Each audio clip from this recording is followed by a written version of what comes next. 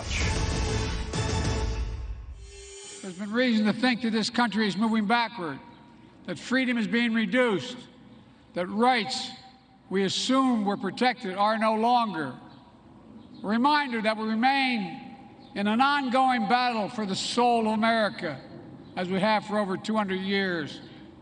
I know it can be exhausting and unsettling, but tonight, I want you to know we're going to get through all of this. So not so cheery a message on the 4th of July, striking a tone at the White House that might be more partisan than most are used to on Independence Day.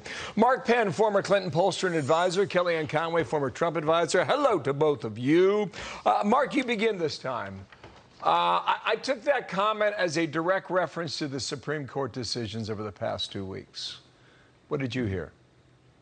Oh, I think it obviously was a swipe at the Supreme Court and suggesting that the Supreme Court was removing constitutional rights, and to say that on Independence Day, of course, when the country declared the inalienable rights of people against the tyranny in Great Britain. So, look, I thought it was a weird message. I think we're in the month of Top Gun, a bit of a return to basic patriotism. You know, I think he could have been more upbeat and yet still, you know, made some reference to the court, but not made it really his central message on July 4th. Great film, by the way. Go see it, Top Gun. I'm telling you. I know Kellyanne has seen it. Kellyanne, I'm trying to read between the lines on the polling that's been done since the Roe v. Wade decision came out. And the ones that I have seen still overwhelmingly reflect on the economy and inflation, and the issue of abortion is way down the list. What do you find so far on that? There's no question that both pro-lifers and pro-choicers will be energized this fall, as I think will be gun-grabbing activists and pro-Second Amendment people as well. But you're right. The central theme for all Americans in everybody's polling is unmistakably the economy, and more specifically, Bill, inflation. So when Joe Biden, our president, talks about freedom, he has to understand people feel like he has removed their financial freedom because they are suffering every time they go to pay for something. Obviously, July 4th, travel was more of a hassle and more expensive. But back to the theme of his message, I don't understand when presidents talk about moving backward, depressing us right into an economic depression. You know, the 6 presidents between Carter and Biden all gave speeches that appealed to our better angels, that were uplifting and optimistic. Biden sounds a lot like Jimmy Carter's famous Malaise speech, and he neither demonstrates competence nor inspires confidence in the American people. And this is the time they need to hear it. Look, his approval ratings, of course, are a disaster, but when you read between the lines of those, you see that June to June, his approval rating has gone from 52% to 38%. But it's the intensities that really caught my eye.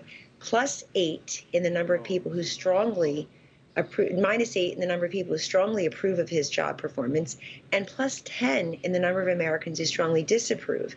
So if you're facing those kinds of headwinds, what you do is you try to inspire people and say, look, these are rough waters. We're Americans. We can do this. We can be resilient and optimistic. Instead, he's warning us about, quote, going backward. Yeah, it's almost buck up, right? I mean, that's Penn's message, Top Gun. Quickly, I want to roll this clip and I have a ton of time. Gavin Newsom ran an ad in Florida directed at Ron DeSantis. Watch. Freedom, it's under attack in your state. I urge all of you living in Florida to join the fight, or join us in California, where we still believe in freedom. Okay, and it goes on from there. Mark Penn, quickly, less than a minute on both of you. Great political stunt. Great political stunt, got him national attention for $100,000 of airtime. We're playing it here. I think he obviously has some national ambitions. Kellyanne, how do you see it? There's no question it's a political stunt, but Newsom needs DeSantis to make himself relevant. It's not like people like the way he handled COVID or homelessness or crime or really freedom. The irony is so many Californians, including from the tech sector there, have moved to Miami and Austin. They've gone to red states. They've gone to Ron DeSantis's Florida state. I don't think picking at a popular Republican governor who's been for freedom will make Newsom any more relevant. The last thing is, if I'm a Newsom donor, I'm upset that you spent $105,000 on ads in Florida. But look, bottom line, people are suffering right now, Bill and Mark, and who's worried about today? Joe Biden's talking about moving backward. Newsom is looking forward past Joe Biden into 2024 and beyond. I want people to focus on today. And we'll see when that happens. Kellyanne, thank you.